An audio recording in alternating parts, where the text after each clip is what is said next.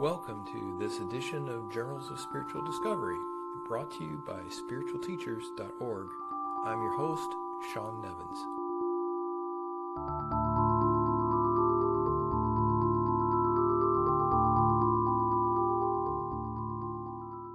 Hello and welcome to this edition of Journals of Spiritual Discovery.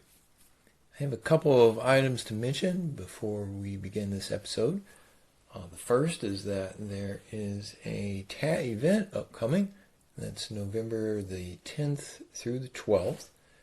There is a retreat happening at the TAT Foundation Center in North Carolina.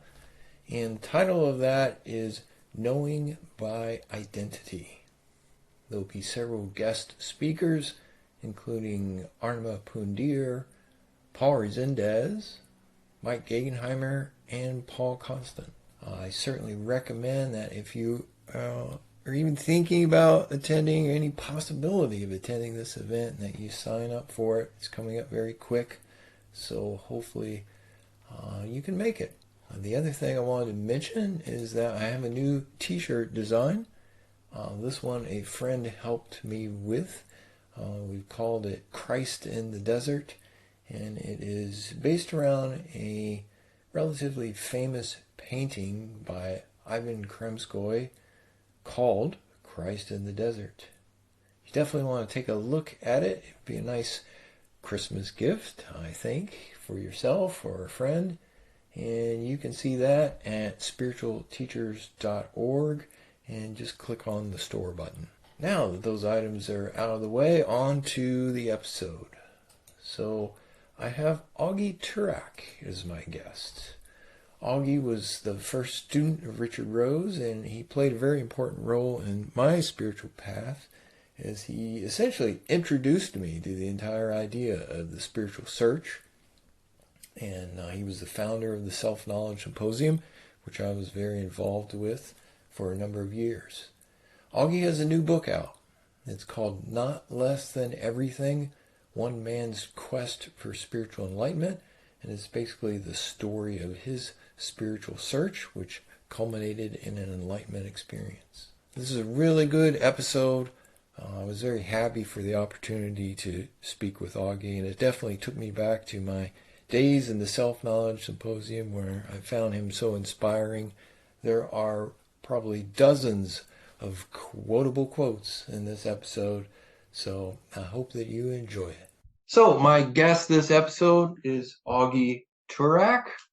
Augie has a new book out. It's called Not Less Than Everything, One Man's Quest for Spiritual Enlightenment. So that book alone would be enough to make Augie a worthy person to appear on this podcast. But Augie is also one of the first students of Richard Rose, who many of you are familiar with Richard Rose.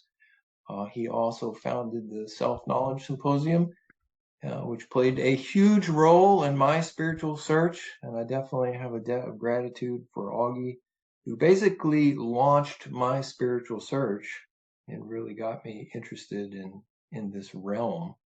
Augie also, he has quite the resume. He worked with the founder of the IBM Executive School. He worked with I'm just reading off the back cover of the book right now. He was a client of a mystical psychologist doing government-funded research with LSD, a member of the original team that launched MTV, and a successful high-tech entrepreneur. Don't forget the long-time part-time Trappist monk. The long-time part-time Trappist monk. And we'll definitely delve into your experience with the Trappists. That's particularly interesting to me, especially because being from Kentucky, I've been down to the Abbey of Gethsemane. Yeah, beautiful place. So I definitely like to talk about that some today. I wanted to start off by asking you, because I have a memory, which could be mistaken, of sitting in Mr. Rose's kitchen in the mid-90s, and I feel like he told me he had a manuscript of a book by you about your time with him. Is that possible, that you've been working on this since those days? I don't know if I ever showed him back in the late 80s, when I was living in Raleigh in Autumn Chase, I started writing a book about him. As a matter of fact, it was my early christening of learning how to use a computer, because I had written about 10 chapters and didn't save anything. And my brother walked in and turned off the computer. I lost all 10 chapters. He recovered everything but 2 chapters. So I don't know if, and that was just about him and my experiences with him and Richard Rose. And oh, by the way, I want to correct you. I was his first student. Not one of. I was his very first student. Number one. But I don't know if I ever showed him that or not, but because it was a piece of crap. I mean, this book has been a long time in development, because I actually wrote another manuscript of it back in 2006. Okay. And I actually had a contract with HarperCollins, the big publishing house, and I wrote a manuscript at that point, and they rejected it. So it's taken a long time. A lot of it has been just learning how to write. It's taken years and years and years. And I was wise enough with this book, by the way, with Not Less Than Everything, this version of it, to hire a coach out of California who would help me. My first book was called Business Secrets of the Trappist Monks. And that came out of an article that appeared in Forbes and went viral. And then Columbia Business School called me and asked, Columbia Business School Publishing asked me to make it into a book. And at that time, I had an agent, and you have to do a book proposal for all this stuff. So she had this guy, Alex Schnitzler, who teaches creative writing at Southern Cal, and he also does all kinds of ghostwriting, and he helped me put together the book proposal, and we hit it off. And I lost touch with him for all these years. And when I started back into this project, I got in touch with him. I'd never met the man, and he was absolutely critically important. He didn't write any of the book. My book's not ghostwritten in any way. He didn't write a single word, but he gave me, like being a really hard taskmaster English teacher, he gave me a lot of really good ideas about what was wrong with that earlier manuscript and why it was a piece of crap, which I'm really, really thrilled to think we really fixed those things in this version of the book. This is 1,000 times better book than the book I sent to HarperCollins 15 years ago. What was it that happened in that intervening 15 years that made you decide? I assume you haven't been revising it for 15 years. Was there something that spurred you to get it done? The virus. I also came out with another book called Brother John, A Monk, a Pilgrim, and the Purpose of Life back in 2018 or whatever. And that book is based on the thing that got me into writing, because my Duke students, the Self Knowledge Symposium Duke students, convinced me to enter a writing contest back in 2004.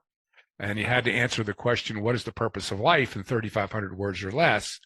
And I had like a week to do it, and I banged it out, and I won the $100,000 grand prize. And for my essay, Brother John, which, getting back to the Trappist, was about one of the Trappist monks. And it was, and over the years, I would get these emails from people, or letters sometimes.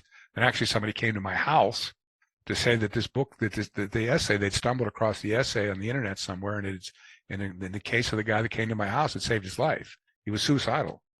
And he actually went to the monastery based on reading my essay, and they straightened him out. He stayed there for 6 months. He was an executive with BB&T Bank. And as he was sitting on my porch, I said to him, she drove all the way up here just to thank me. And I said, I'm very touched, but I also feel guilty. And he said, why would you feel guilty? I said, because you're not the first person who's written, but it's almost unheard of. Nobody knows about this essay anymore, so I have a candle under a bushel basket. So as soon as he left, I have this nonprofit corporation, and there's a woman named Melissa who runs it for me. And I said, Melissa, we got to come out with a book, make Brother John into a book.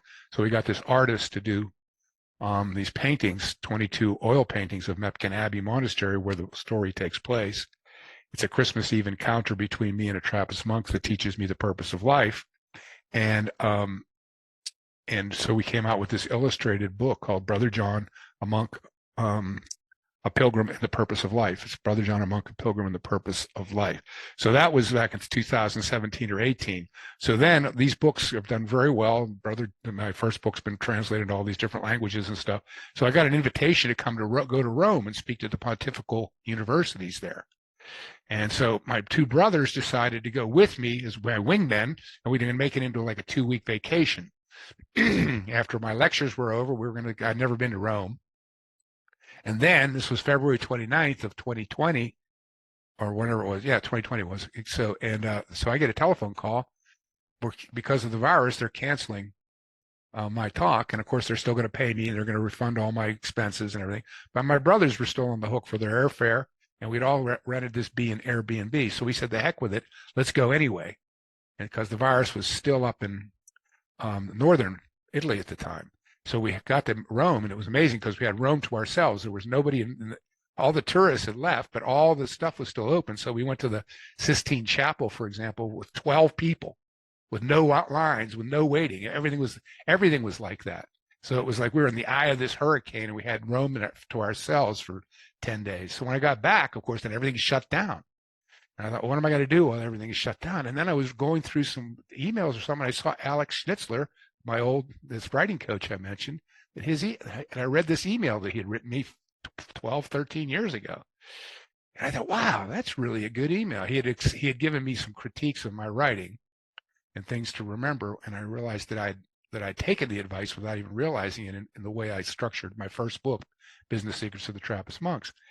And I was also really impressed by how well written his email to me was. So I said, what the heck? I wonder if this email is still good. So I banged off an email. I said, Alex, are you still out there? He came back right away. Yeah, I'm still out here. I said, hey, by the way, I said, I got you online. I got all this stuff. I got these 2 manuscripts because in 2009, I went, you got to follow this. You asked the question, so you're in for it. Yeah. So I started working on this book about Rose back in the 1980s. I dropped that.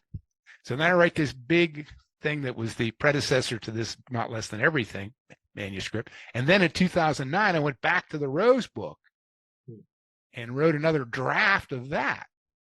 So now I had these 2 manuscripts. So Alex says, send me everything you got. So it was like 800 pages or something I got from. So after he gets back to me a month later and he says, neither one of these manuscripts is a book, but there's a lot of great stories in here. He said, so, but I think we could make it into a really, really good book. And he gave me some amazing advice. Three really important things that he did for the book. The first thing was, he said, what's missing from this book is you. He said, are you comfortable being the star of your own book, the protagonist? And I said, yes. And then I said, no. He said, that's what's obvious. He said, if you go to your Brother John essay, he said, Brother John is not the star. He's not the hero. You're the hero. Brother John is the saint, but the reader identifies with you and the traumas that you're going through and the doubts and the agonies that you're going through. So they take the journey with you. Yeah, so Brother John is the star, but I mean you're the protagonist. And he said, and that's what makes your essay so good. He said, and that's what's missing from these things. He said, you have to be willing to open up the kimono and be the person that the reader can take the trip with. He said, secondly, why did you get into spiritual work? And I said, oh man, Alex, I've never been able to answer that question for anybody. I just was called to it. I don't know, it was a vocation, but nobody wants to hear that. That's so odd. He said, that ain't going to cut it. People are going to want to know why you chose to live your life the way you decided to live your life from such an early age when you're only in college. And so much of the stuff, what I always thought about when I went back was I thought about the aspirational stuff, about the inspirational stuff, about reading books about enlightenment and Satori and cosmic consciousness and Alan Watts and how inspirational. I wasn't suppressing anything. It was, nothing came out in the writing of this book that was like these great revelations, but it was a big revelation that how important depression was. that's what I was really running away from, depression, and I was looking to cosmic consciousness or spirituality to rescue me from despair and depression. And, Rose early on in the book says, you remind me of the boy with the burning feet. And I think you're just going to have to keep running and running until you just get too damn tired of running anymore. I had no idea what he meant at the time, but it's very clear to me now. And the third thing he gave me was just the idea of he said, let's use your skydiving accident and your spiritual experience at the end as the end cap, so to speak. So we'll start with you jumping out of the airplane, and let's just see how it goes.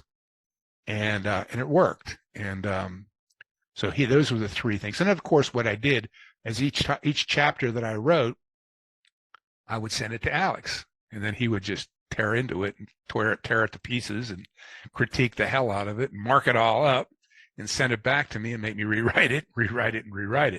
So in that sense, he was just like a really good English teacher. And he taught me a lot about, I learned a lot about writing.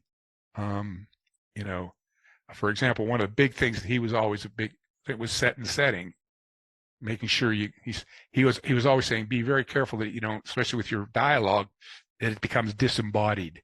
If you're having this long conversation with somebody and there's nothing but the conversation, you need to mention the fact that he suddenly coughed, or Mr. Rose putting that key in his ear that time, to scratch his ear with the key. You got to add those details to ground it. So anyway, he was very, very critical. He's a great guy, and I really enjoyed, working with him. And I was really excited because he started out just very professionally. He's Jewish. I have no idea even to this day how spiritual he is or isn't. He didn't talk about much of that kind of stuff. But when he got into the book, he became more and more passionate about it. And he actually, by the end, he was very disappointed that I chose to independently publish it. He really thought I should have gone back to HarperCollins or some other big publishing house. But for a number of reasons, I didn't want to do that. And I'm still glad I didn't do that. I didn't want to get into problems with political correctness or say the wrong thing on the Sean Nevins podcast, and suddenly, they pull my book out of Amazon because they're ashamed of me for whatever it is I said. So I don't want to, deal with the publishing. But I was very, very, very, very flattered that if somebody who I had so much respect for became such a huge fan by the end of Not Less Than Everything. Well, I definitely found it a very readable book. I probably finished it in 4 or 5 days, which is very quick for me these days when I may go months before I finish a book. I want to ask you a question. At the very back of the book, there is the mission statement for the August Turak Foundation. Mm-hmm. Our mission is to bring a transformative message of higher meaning and purpose to a Western culture increasingly bereft of meaning and purpose. Right. Do you feel like part of the mission for this book is connected to that? Oh, absolutely. I said so in the introduction. I was thinking about that today. The first part of it, I said I wrote the book for 3 reasons. One, I just wanted to write a really good spiritual adventure story. Just a rattling good story. I mean, and it's great. I just got heard from somebody yesterday who I don't know. He said, I'm halfway through your book. He said, it's killing me. The suspense is killing me. So I'm getting really good feedback from people that just saying they enjoy the story. I said, second of all, I want to reintroduce the miraculous, cosmic to the spiritual conversation. I said that, we've demythologized everything. We read reductionism and demythologizing so that nobody wants to talk about spirituality. I just actually saw somebody sent me a woman who's kind of I've met through Facebook, who's read all my books and stuff, and she's helping some Hotchkiss graduate. I went to the Hotchkiss school, and this kid apparently did too, and he's trying to get into college. And she sent this essay of him, and she said that he wrote his, all these experiences, and he has a lot of varied experiences and stuff he's been through. But she said he's a very, very profoundly Catholic boy, you know, and he doesn't mention anything about his Catholicism in his essay because that's poison, you know. So not only have we demythologized and really lumped all of quote unquote spirituality into superstition, or even something you should be ashamed of, or if to the extent that it's permitted, it's really, as Joseph Campbell said, only about health, wealth, and progeny. It's all about human compatibility and being nice to each other, and you know, and making sure you're faithful to your wife. The idea of the miraculous, of the stuff that I'm in you, I've been so interested in enlightenment and cosmic consciousness and Satori and Sahaji and Nirvikalpa Samadhi and all these things. Unio Mystico. This is the kind of stuff that you don't hear. And the fact that this stuff is real. Somebody said to me, one of the nicest, actually, it was Ray Sosko. I don't know if you were ever met. You know Ray. No, you don't know Ray. But I never Ray met him. I know the name. And Bob Sergel said it. No, it wasn't Ray. It was Bob Sergel. And you do know Bob Sergel very well. And Bob Sergel said he's one of the original Rose students. And he said, this book's a masterpiece. He said, oh, yeah, this is like one of those Don Juan books that were so incredibly popular back in the 70s. He said, except it's real. It's true. And that's what I really wanted to do. I wanted to say, listen, this miraculous stuff, this cosmic stuff is paranormal stuff, whatever you want to call it, is real if you're willing to go look for it, and it's worth looking for. And then the final thing I said, we're beset by all this doom and gloom and dystopia. You know, I mentioned in the introduction, the CDC just said 57% of all young girls report being constantly sad, and 30% of teenage girls report seriously considered suicide. 40% of incoming freshmen at schools like Duke are all on antidepressants. You know, boys are living in their parents' basements, or they're shooting up schools. They don't want to get, they call it, there's a whole terminology for it. It's called failure to launch. More and more boys are failing to launch. You know, the World Health Organization says depression is the #1 disease afflicting America and even Western civilization. And the list, and the opioid epidemic, and then the suicide epidemic. This is teenagers committing suicide. Every school's got a suicide helpline in it. We didn't have a suicide helplines when I was a kid, probably not when you were either. Now every school's got to have a suicide helpline.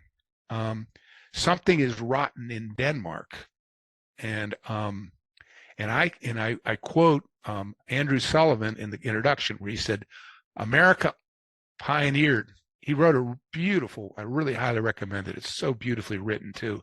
Made me very jealous as somebody who struggles to write. He wrote an article for New York Magazine called "The Poison We Pick." You can get it online. Just look it up, called "The Poison We Pick." And it's about the opioid epidemic, ostensibly. But he keeps coming back to the fact that he keeps saying, if you think this is a chemically addictive problem that can be solved medically, he said, you're missing something. The despair that makes so many people want to fly away.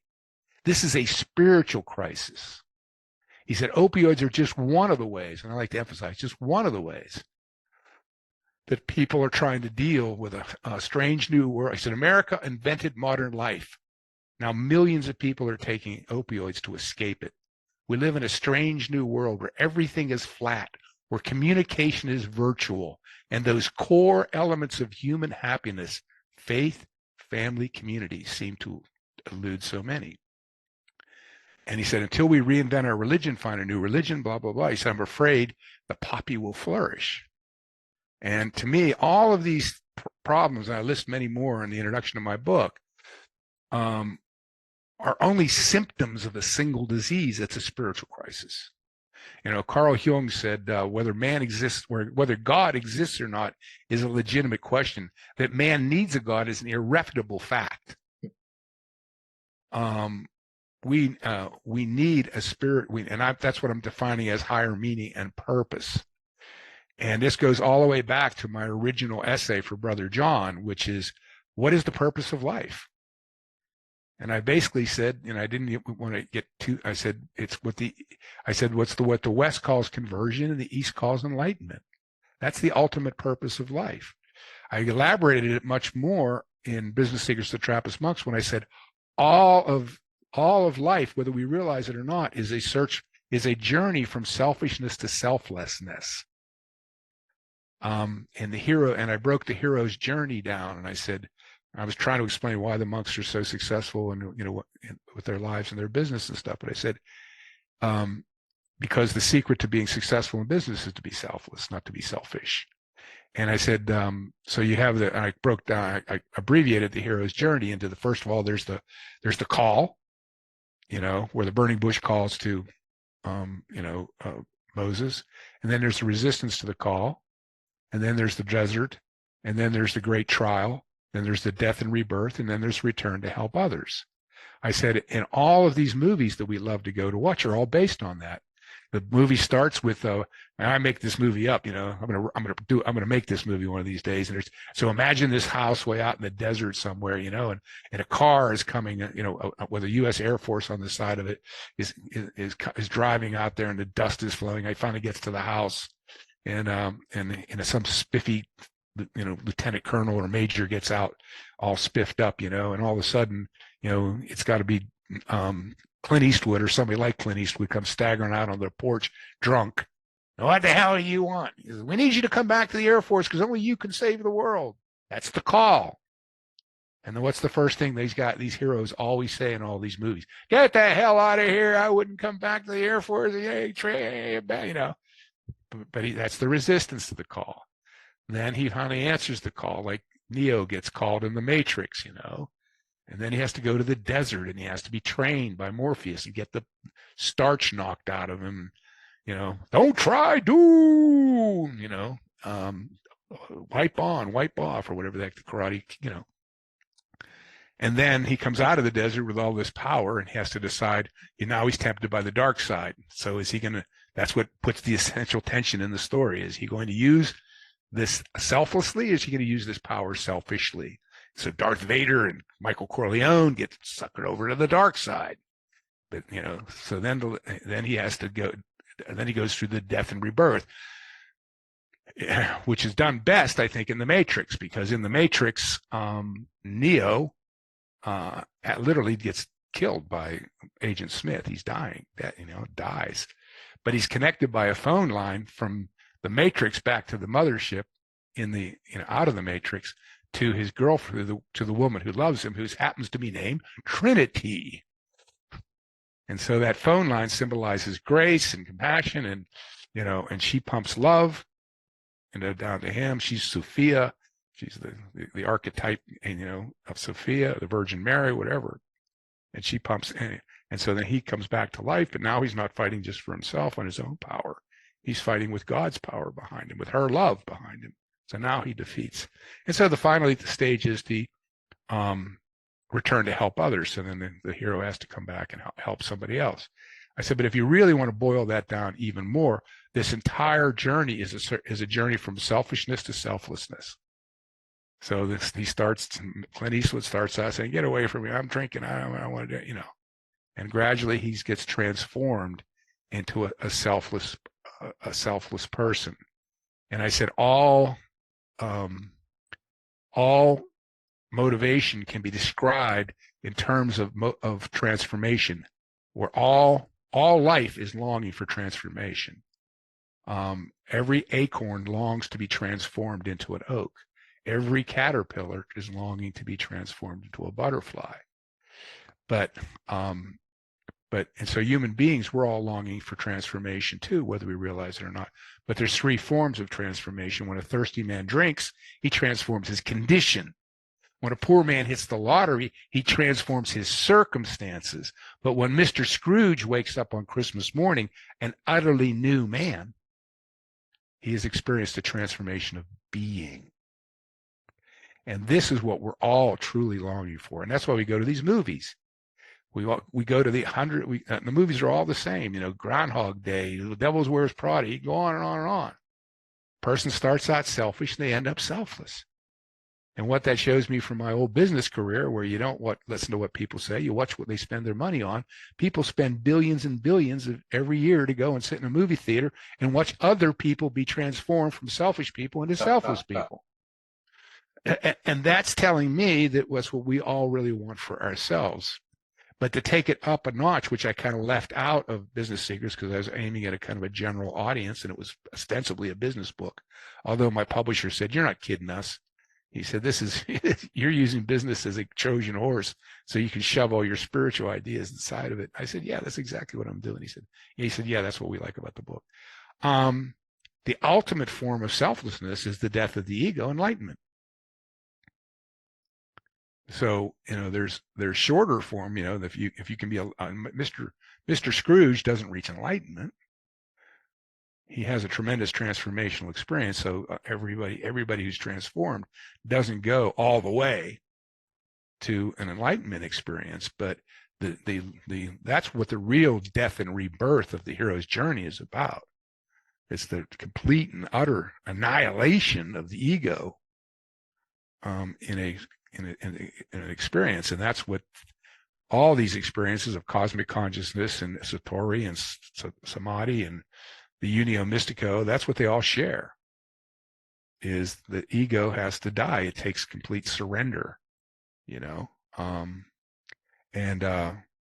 as I said in Business Secrets of Trappist Monks, I said it's a tremendously hard thing to accomplish, because you cannot consciously surrender any more than you can kill yourself by holding your breath. And I said, what many seekers either don't acknowledge or don't understand is, what is the difference between surrender, spiritual surrender, and just quitting, just giving up, just giving in, just selling out? What's the difference? So what's the difference between letting go and letting, what they call let go and let God? What's the difference between letting go and finding God and letting yourself go and gaining 50 pounds? And what we're terrified of is we want to guarantee that if we let go, we're not going to gain the 50 pounds. We're going to find God, and that can't be done. You have to, I said in the real issue then becomes, interestingly enough, the movement, the letting go and gaining 50 pounds and the letting go feels the same, only the result is different. And this is where Richard Rose comes in with his whole idea of the vector and everything. It's the long development of the vector that guarantees you, when the day finally comes that you let go, that you're going to let go in the right way.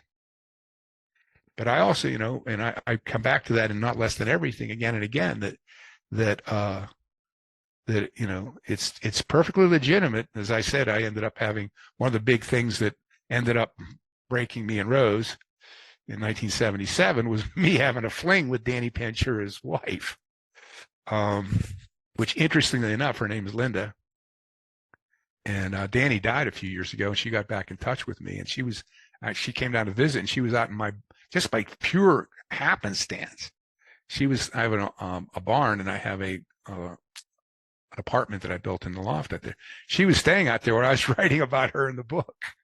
And I hadn't seen her in 30 years, 78, 90, like 40 years. So anyway, as I mentioned, I said, I surrendered all right, but I surrendered to lust. I dozed off, fell asleep, and surrendered to lust, and woke up rolling around in the arms of the wife of a good friend. And this is what's very terrifying about the spiritual path, because we want to control surrender, which is a contradiction in terms. I only want to surrender to this, not that. And in the final analysis, you can't do that. But as Rose says early in my book, I can almost remember him saying it, which, interestingly, all the stuff I talk about in my book is true. He said, you got to attack the gates of heaven with everything you have. And I remember, and it's in my book, I said, you go after it hammers and tongs. That was the first time in my life, and I don't think I've ever heard anybody else use that expression. You go at it hammers and tongs with everything you have. But here's the secret: you will fail, because those gates don't swing in, they only swing out. You have to be invited. you have to have some help from the other side, he said. He said, but in your surrender, so you'll be defeated. And in your surrender, he said, the gates magically swing open. He said, and mystics call it the magnificent defeat. You have to be defeated. The ego has to be defeated. I don't know if you ever heard of a book called The Ego and the Dynamic Ground by Michael Washburn. No. I don't recommend that many books, but The Ego and the Dynamic Ground is a terrific book. But really, after I got back from my own experience in Baltimore in 1998, it took me a whole year to recover. In some ways I still haven't, but Dave Gold, who you also know, came in one day. He said I was cleaning out my closet and I found this, and he threw a chapter of a book on my desk, and it was called Regression in the Service of Transcendence. And so I started reading, oh my God. And everything that I went through in my dark night of the soul between the time I which I talk about in the book, broke my ankle in that skydiving accident, he illustrated in the thing. And it was really basically telling psychologists that this is not necessarily a disease of the mind, that this person could be having a spiritual experience. And even the dreams that I had. And then at the very end of the chapter, it says, so in our next chapter, Rebirth in Spirit, we'll deal with all the issues that come up after you've had the experience. I said, I don't have that chapter. But I did find the book. It's called The Ego, the Dynamic Ground. And it's really, really a good book. But anyway, the thing that really grabbed me, he said, despair is a marvelous thing. It's so painful and so unremitting. I love that he used the word unremitting. It's so painful and so unremitting. It is just about the only thing that can convince the ego of its nothingness and guilt. And I certainly, that's what I lived. And but I was always been, blown away by that. So anyway, you definitely go into, your journey is 30 years approximately covered in the book. Right. And it struck me that much of that, one, is completely analogous to the hero's journey that you're talking about. And two, the depth of the despair that you went through is very evident in the book. Mm-hmm. Do you don't really talk much about, this is such a hard question, someone reading this who's interested in the quest for enlightenment, what do you hope that they could learn from your story that might help them shorten the span of despair, perhaps? Well, there's a couple of things that I could say along those lines. One is, you have to understand that the task of a teacher is to, I was down at the monastery, and we're going to bring and I was talking about these same issues with one of the monks down there. I don't remember what I was saying, but I remember what he said.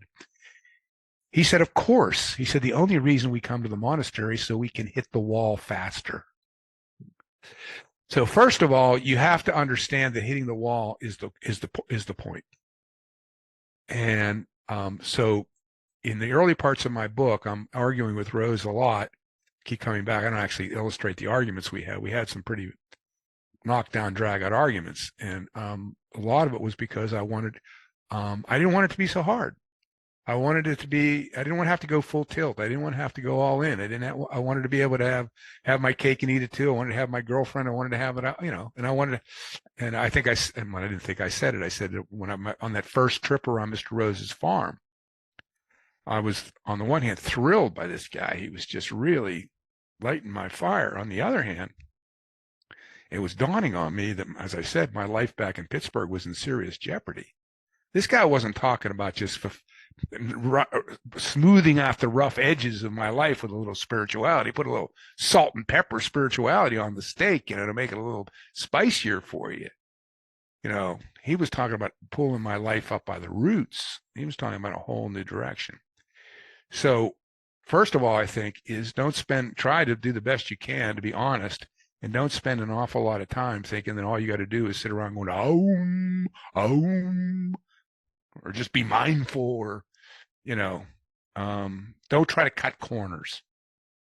And in my book, Business Secrets of the Trappist Monks, when I was talking about the hero's journey a lot, I said, nobody wants to go to the desert. I said, and so there's tons of spiritual systems and teachers that will try to convince you, and it's so seductive, you don't have to go to the desert. You can skip right to the end of the book. You can go right to the death and rebirth or whatever the heck. You have to go to the desert. So be prepared for that. Number two, get a group and a community and a teacher. You need these things in your life. I mean, to me, the work that I did with the SKS with you and it absolutely was essential. Especially the story that I tell when everything really fell apart and I was teaching that house course at Duke, and I was basically having a nervous breakdown, and I was and the kids were all mad at me and everything, and I didn't want to do the class, and I went to pick up the phone to tell Meredith, who was my TA, to cancel the class. And suddenly I stopped and I said, wait a second. What if I don't feel any better next week? What am I going to do? Cancel again? And then what? Cancel the course? And then what? Cancel my life? Just take up bowling?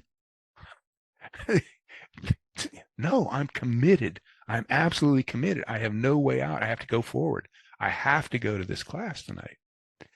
And I said, this is the vector that you develop. So having a community, having that class that I needed to go to, having the people that I was working with were absolutely critical. Third, you need a teacher, and the teacher should be, his job is to disillusion you. So think of that word. The word disillusionment shouldn't have a negative connotation. It means to rid you of illusions, of falsities, of untruths. But in the English language, it has a universal negative connotation. And I've done some, and why, you may ask? Well, I've done some thinking about that, Sean. I'm glad you asked that question. And I've come to the conclusion that the reason why we hate the word disillusionment so much is because deep down inside, we are terrified that if we lost all of our illusions, there'd be nothing. There'd be nothing left.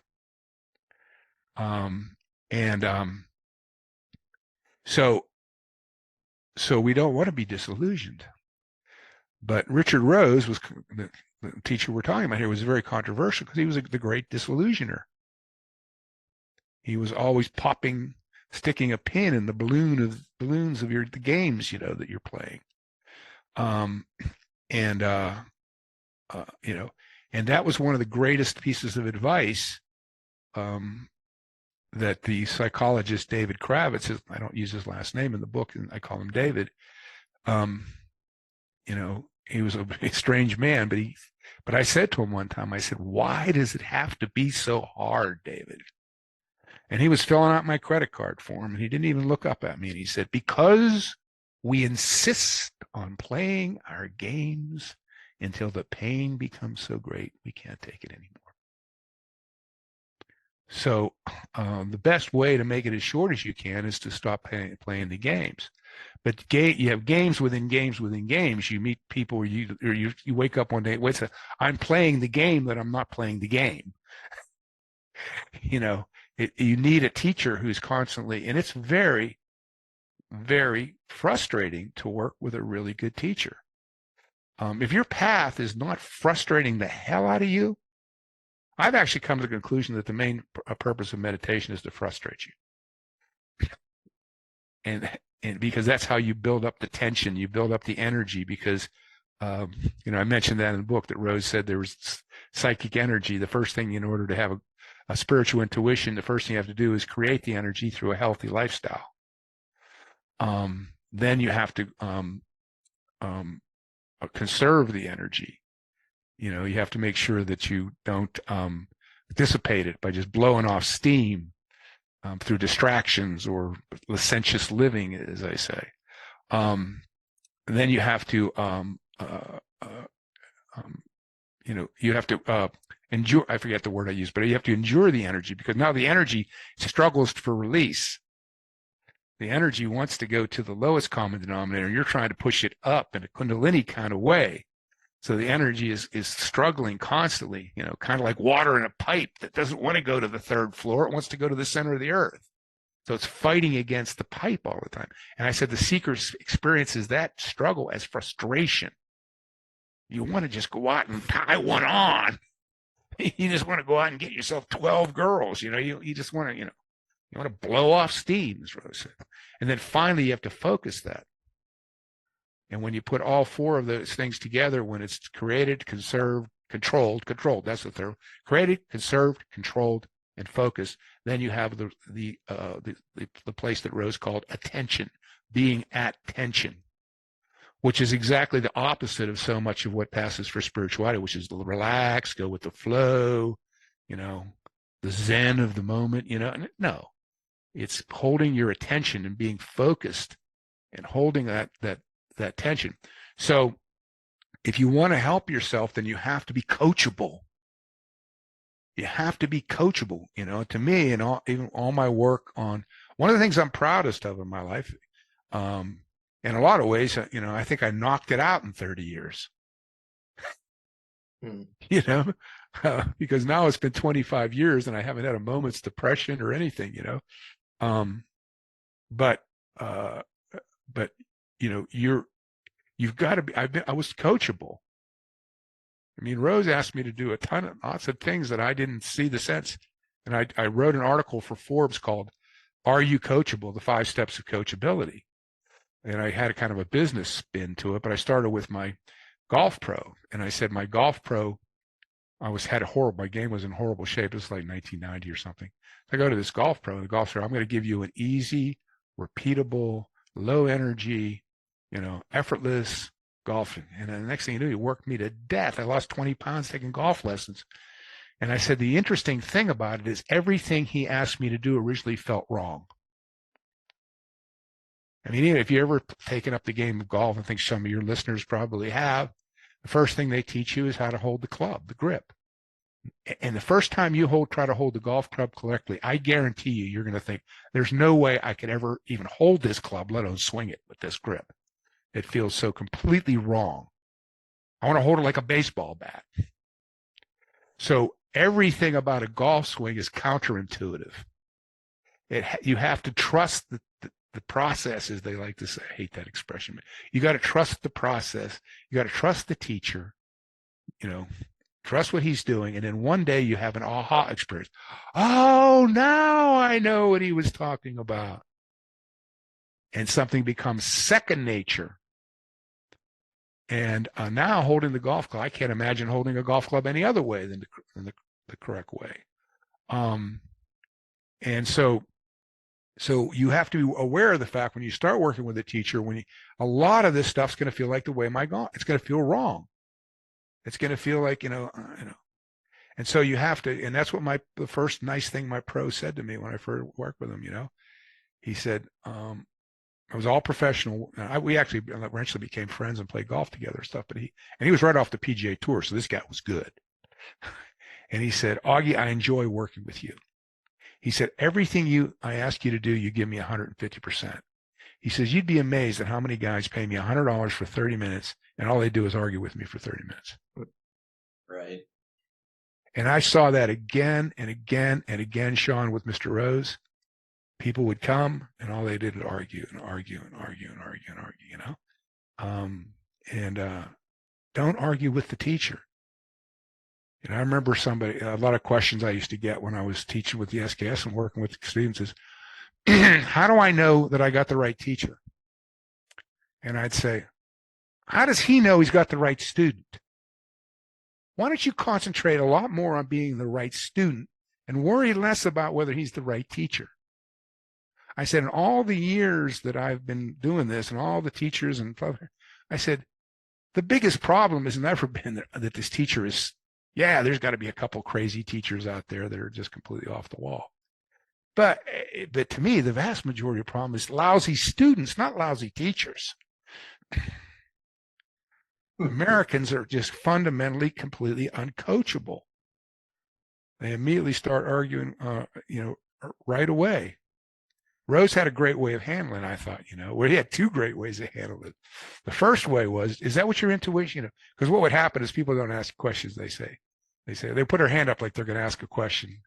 And he called it pointed questions. And then it would be, isn't it true, Mr. Rose? That's the question part, that you're full of crap and you're wrong about everything you're saying. And then it would start the argument, and Rose would say, is that your intuition? Is that what your intuition is telling you is true? And they say, yeah, okay, good. Next question. But then there was that's the other type that, like, we were on the 40th floor of the Cathedral of Learning at the University of Pittsburgh, because there's a skyscraper. University. I got my Pitt hat on. That's where I went to college, and they're famous because the main building at Pitt is a skyscraper. And we're on a classroom like up on the 30th floor or something, 40th floor. I don't even know where I was. And this Hare Krishna guy comes in, and he starts arguing with Rose. And so Rose gives him, is that your intuition? Yeah. The guy just keeps arguing. And so Mr. Rose says to him, well, if you're going to just keep arguing like that and won't be quiet and let somebody else talk, I'm going to have to ask you to leave. And the guy keeps up. He says, I'm a student here. This is a public forum and I don't have to leave, blah, blah, blah, blah. And Mr. Rose looks over at him. He says, excuse me. He says, we're no longer discussing whether you're going to leave. We're now discussing whether it's going to be that door over there or that window over here. Your choice. And the Hare Krishna guy got up and left. I used that same line at Boston University when I was chairing, and I had two kids that were, I was about ready to go into action with these two kids at Boston University. And we were on like the 7th or 8th floor of the student union. And I said, no, we're now discussing whether you're going out that door or you're going out that window. So, but yeah, it's amazing to me. And I saw it in business. I was on the cover of Selling magazine. I know a little bit about sales. And I'd hire these 20-year-old kids to come in and be salesmen. And I'd say, here's the pitch and here's exactly. No, that's not the way I do it. How many sales jobs you get? This is my first one. How many days you been on the job? 2. Anyway, what's your next? I hope that helps a little bit. But the last thing I'd say about that is that, what do I really have to offer people after everything? What happened when I came back from Baltimore after I had my experience and I was so discombobulated and having these ecstasy experiences and stuff. So I went back to this psychologist, David, who I'd worked with earlier. And the first thing he says, and I mentioned it in my book, he said, is when I told him everything that happened in Baltimore, and you got to buy my book because it's a hell of a story what happened in Baltimore. He says, well, what do you want out of little old me? After all that, what do you want out of little old me? And I said, David, I just need somebody to talk to kind of process all this stuff. So I started working with him again. And most of what I did is I'd come to his office and cry from gratitude every week. And one day I was crying from gratitude. And I said, David, there's nothing I could have possibly done which would have earned what God gave me. I said, it's all grace. It has to be just all grace. And he got really contemplative for a minute, and then he said, yes, Augie, it is all grace.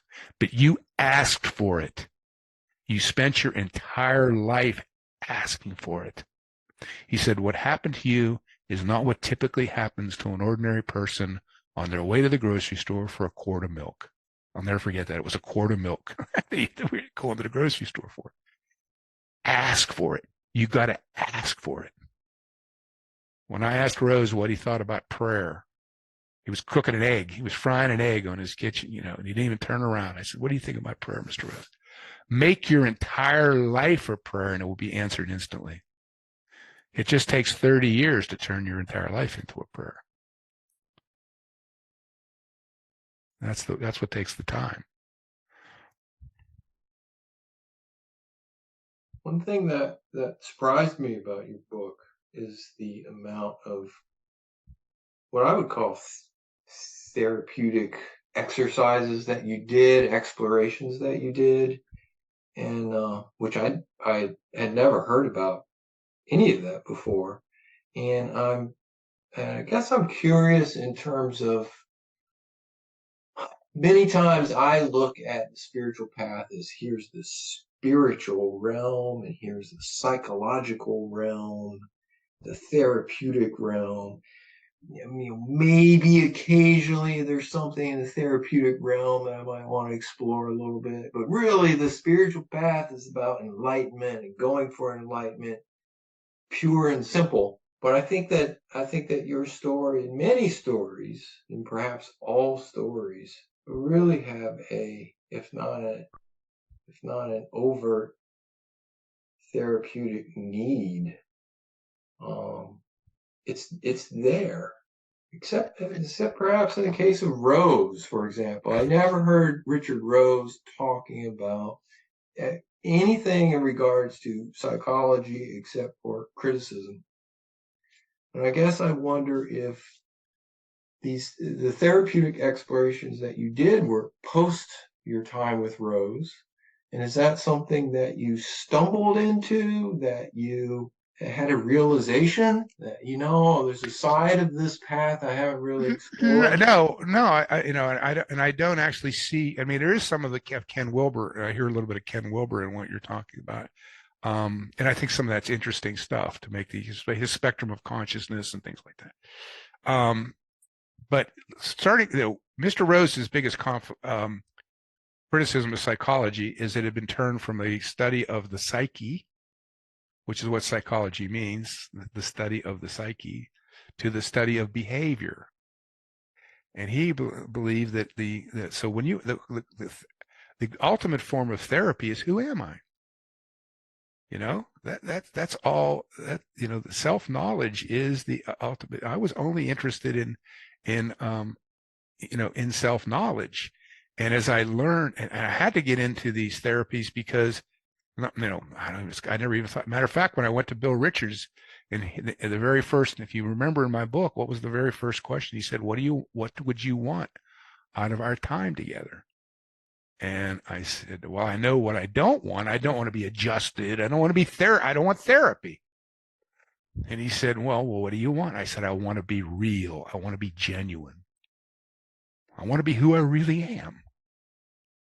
However that happens to be. But what you find out is, what did I say? I said, Rose said the 4 biggest obstacles was the insatiable human appetite for rationalization, self-deception, compartmentalization, and procrastination. And, I forget what the 4th one was. That it's in there.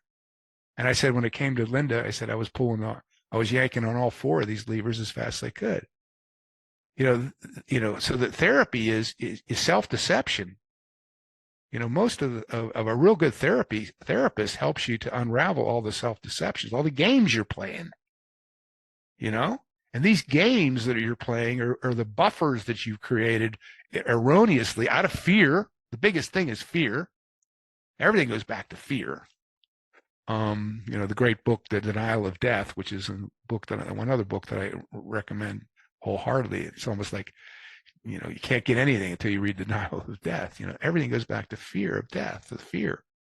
And so we come up with all these convoluted, it's like I didn't have a therapist, because at the time I probably didn't even realize that. I said at one point, I had a girlfriend when I was in college, Sarah, and I said I was afraid to tell Sarah about Mr. Rose, about my real relationship with Rose, because I was afraid that would scare her off.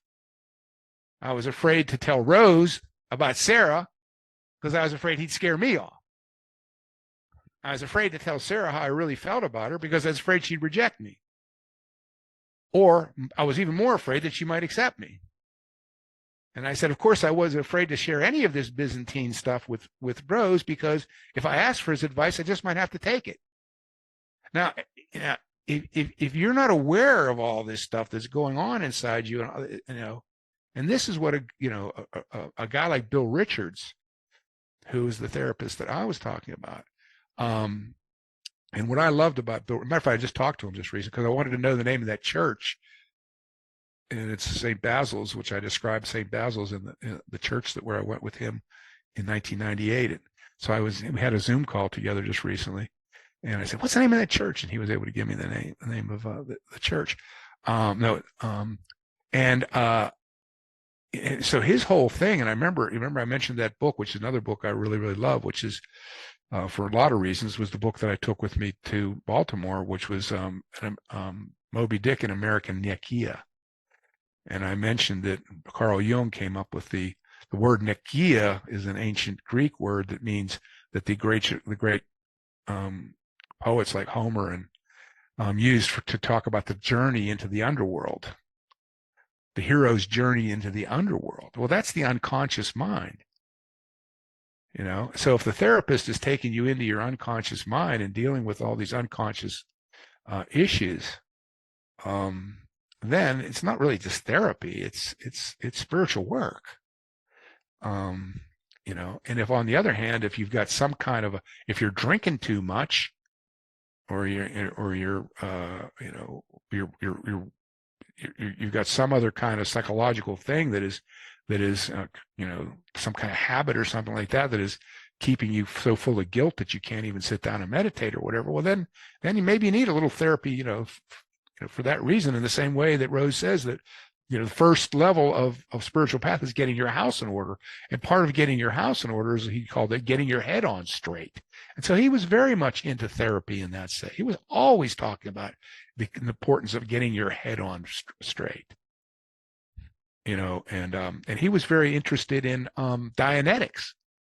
He was very critical of L. Ron Hubbard, because L. Ron Hubbard took what he thought was a very good fundamental technique, which was Dianetics, and then blew it up into a religion, and started taking people's money and all that kind of stuff. But he thought that Dianetics was a very, very interesting approach for just helping people get their head on straight. And he used to say all the time that the vast majority of work that he was doing with people in our group was not spiritual work; it was therapy.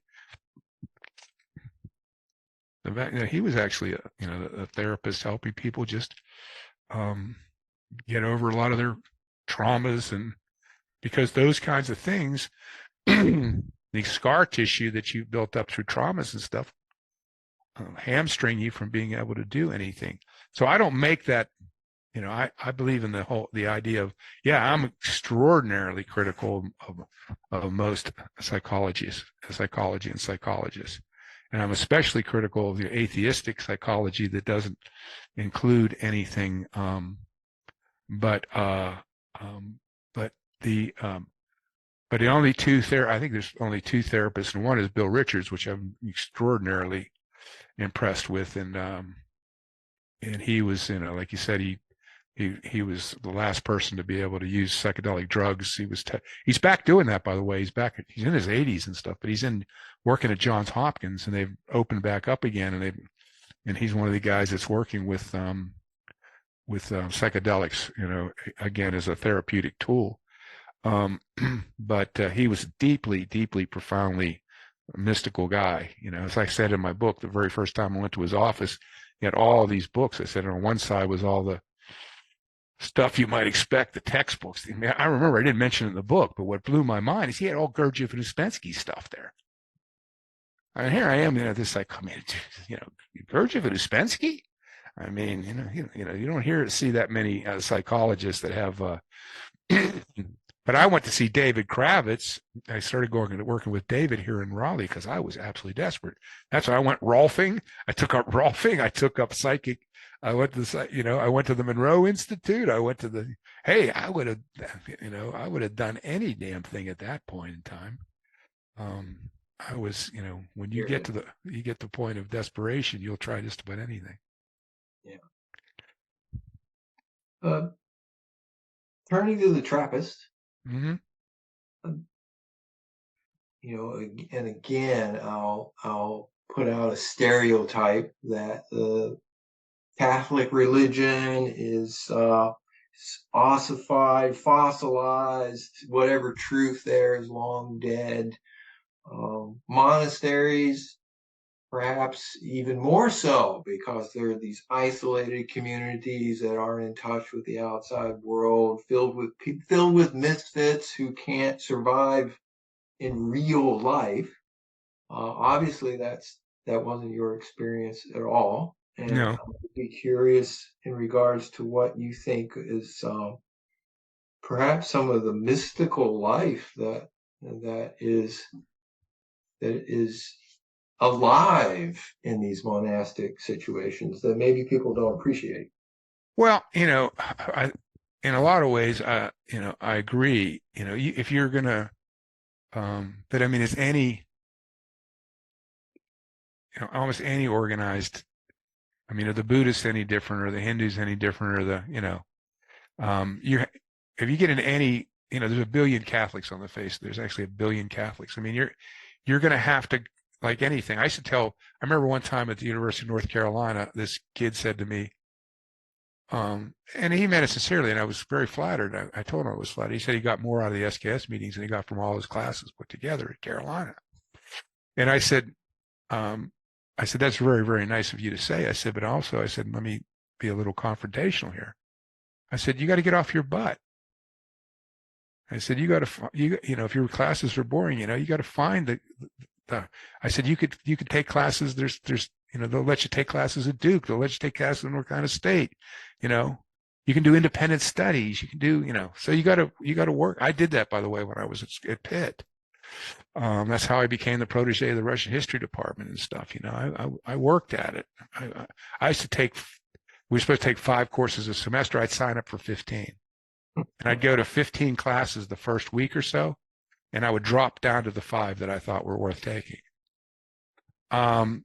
So the Catholic Church, you have to find the places, you have to look for it. And Mepkin Abbey is the place that, and as I said in my book, what impressed me, one of the reasons I wanted to go, I almost went to the monastery because of Thomas Merton.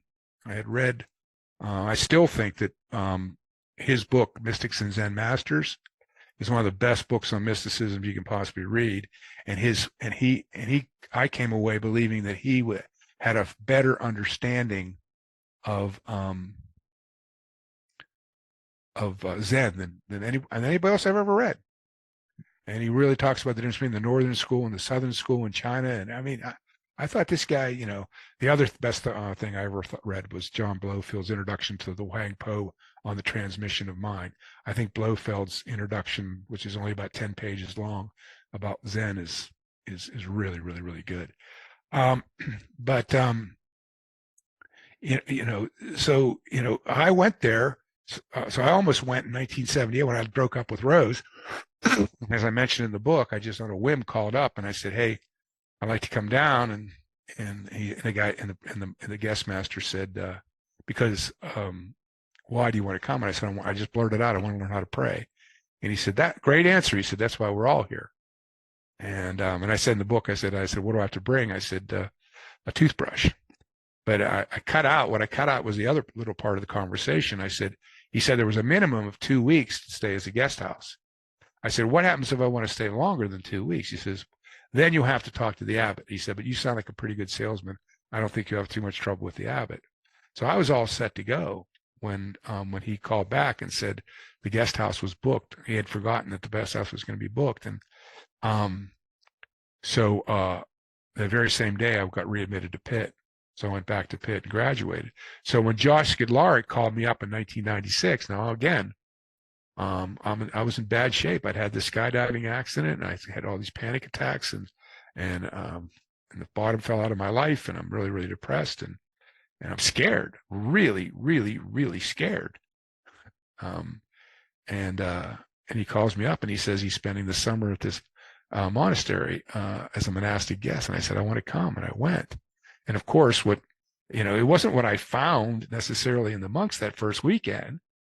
I got blown away by something that happened to me in Vespers when Elijah blew my mind up. And then I walk out into the thing and I get run into this other monk that's read the book, I mean, I had 2 spiritual experiences happen to me the first weekend. It wasn't like I went down there like a spiritual tourist and said, "No, so tell me, Brother Joe, what's the 3 best reasons to be a Trappist monk?" No, I mean, I got my mind blown that first weekend that I was there.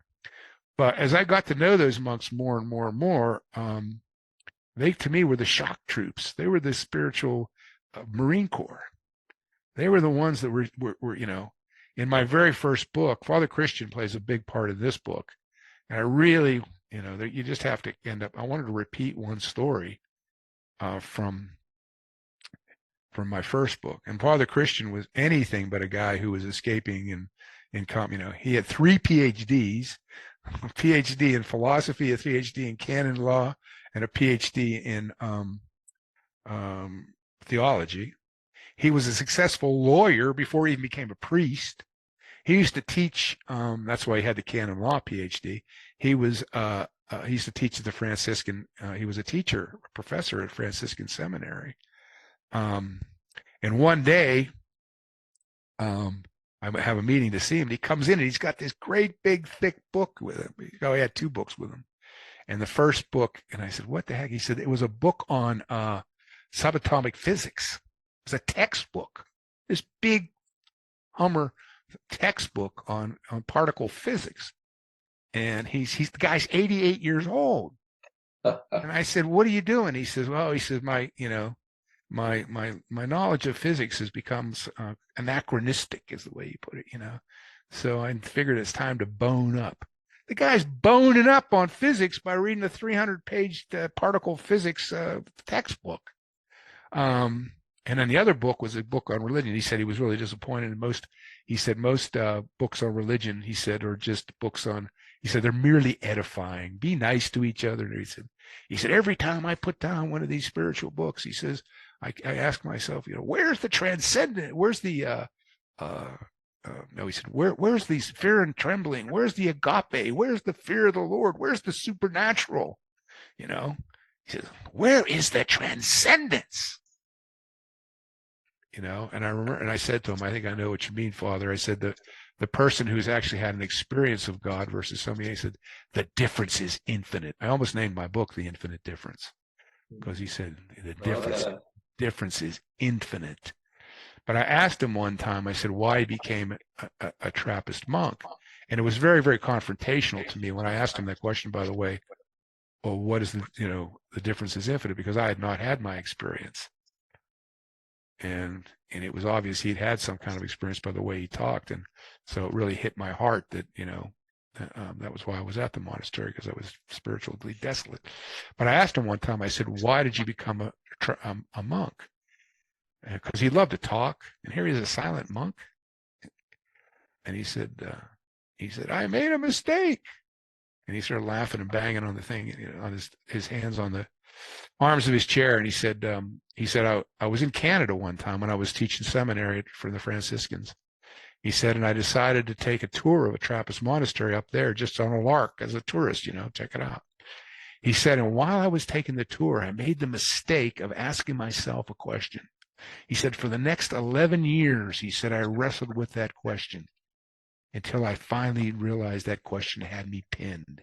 And the next thing I know, I find myself here. And I said, Father, what was the question? He said, what would it feel like to give myself totally to God? And man, to this day, when he said that, man, I get chills. The chills just go up my spine. What would it be like to give myself totally to God?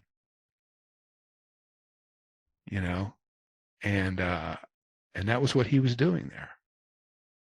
And so I loved being around those guys. It's so hard. You probably understand exactly what I'm talking. So the people that are listening to this podcast, it's so hard to get a good conversation. Everybody wants to, what did Mr. Rose used to call, how's the wife? How's the kids? What about those Yankees? Everything is, I go to Europe and people say, what's with you Americans and chit chat? That's what Europeans say, as a matter of fact. They at least get into a little more. But what I love about going to the monastery is you'll bump into somebody that's also there visiting, and by the time you've walked from your guest quarters to the, he's poured his heart out and told you all, I told a story of my first book where there was a new monk down there. His name was Jim, and he became, I forget what he became. When he became a brother, I can't what name he took. Anyway, his name was still Jim because he was just a postulant. And he had been an executive at Columbia University. And so we were both at the egg house to work. And I got there first, and he was like the second one to arrive. And we knew who each other were, but we had never really been formally introduced. So I shook hands and introduced, and I said, how's it going so far? And he said, Augie, he said, it's hard. And it's so much harder than I thought it was going to be. And I said, for example, and he said, he took his hand as if it was a mirror, and he put his palm of his hand in front of his face. He said, I'm right here all the time. There's no place to hide here. He said, I thought I was leaving all my demons in New York. He said, but I think I just brought them all down here with me. So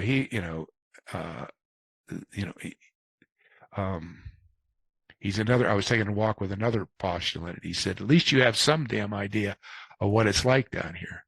He said, everybody else just sees peace and tranquility. It's so freaking intense. And he didn't say freaking.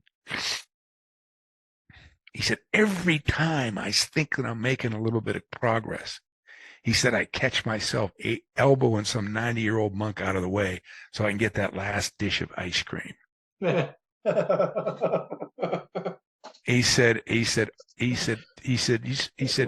just spending a couple of days with these guys, he says, makes you realize just how ridiculously selfish you really are.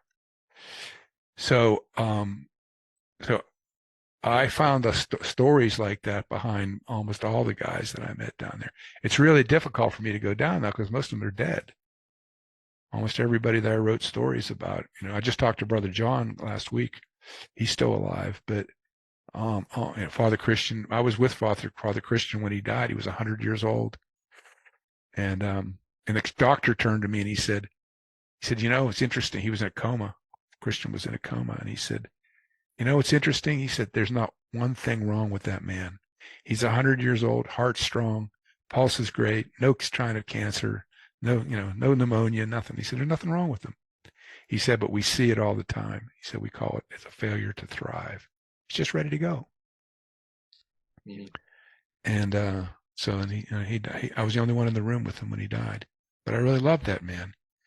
So, So yeah, I would say that, and who knows, you could go right down the street and go to another monastery and find out that they got concubines coming in on Friday nights, and they're all, it's the same as anything else. I mean,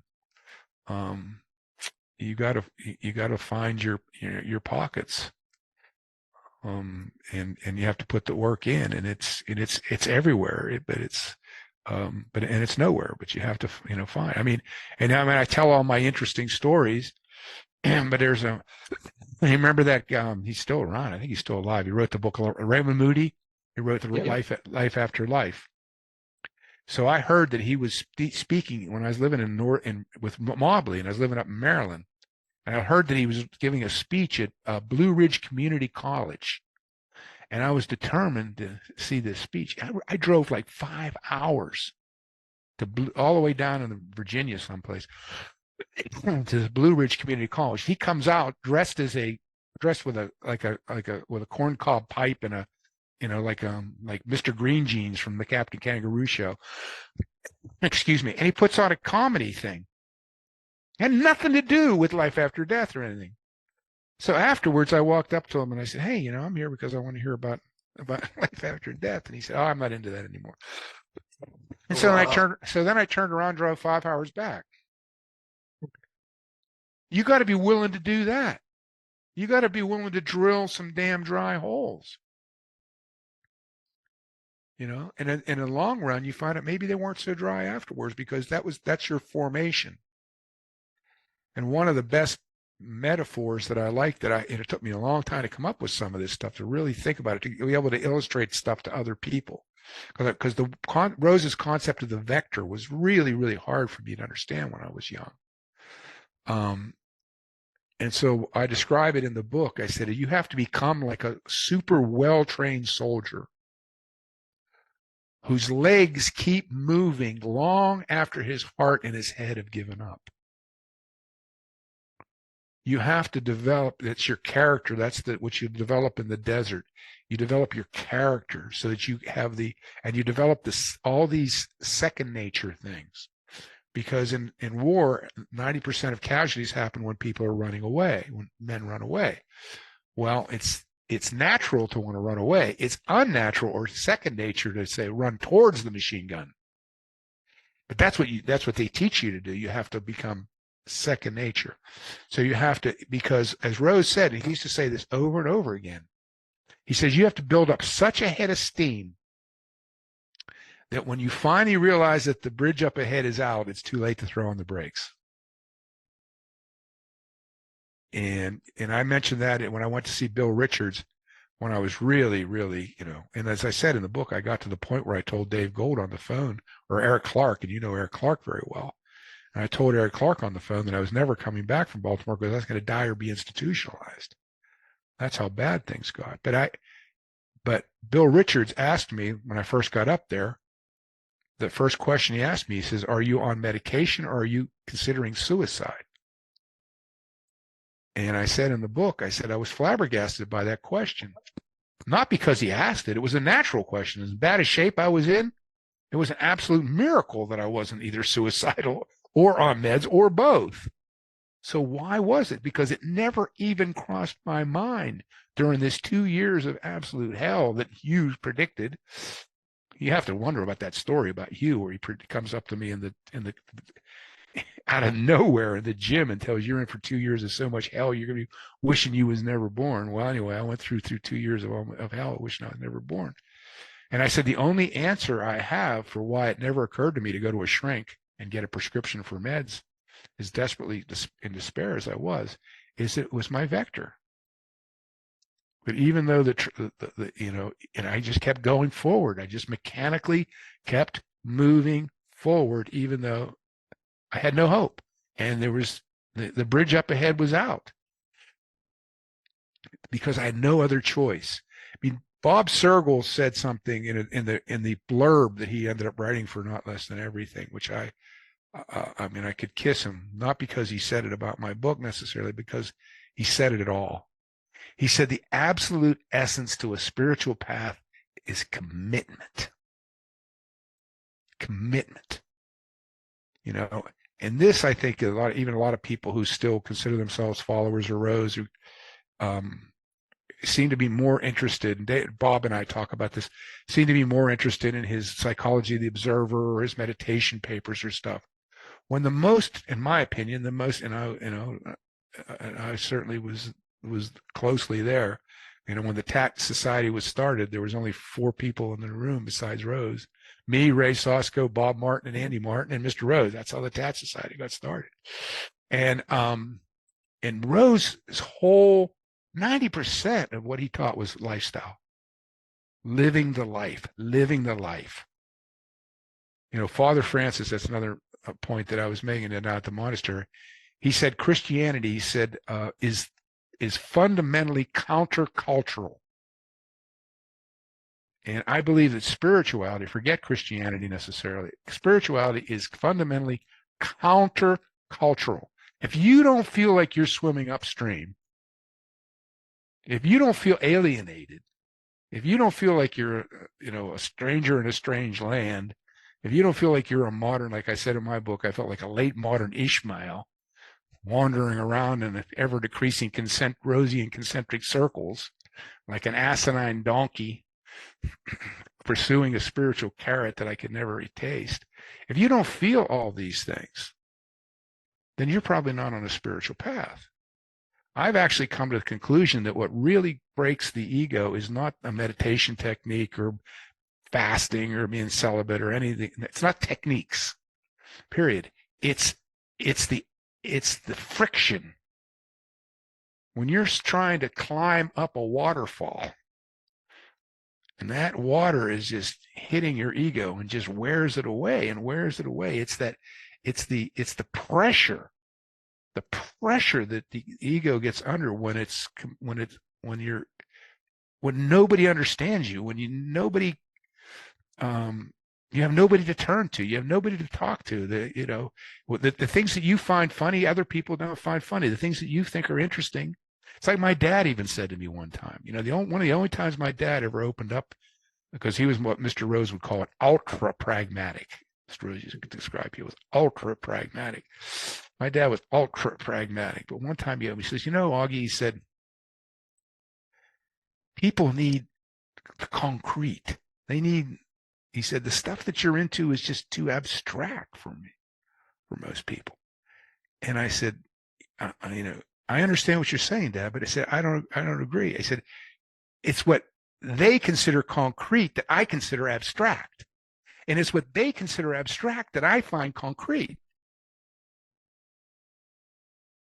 And, it's like being on this farm. Every time I go out, what happened to that tree? That tree's 10 times bigger than it used to be. Nothing seems concrete. It's always changing all the time. It's always going, no, my spiritual stuff is the only thing that seems to be fundamental. But I understand that I'm a weirdo to think that way. But you have to be willing. And this is what scares people. This is what scared people about Rose. What Rose's most controversial philosophy is very, very simple. You can say it in a couple of words. Results are proportional to energy applied.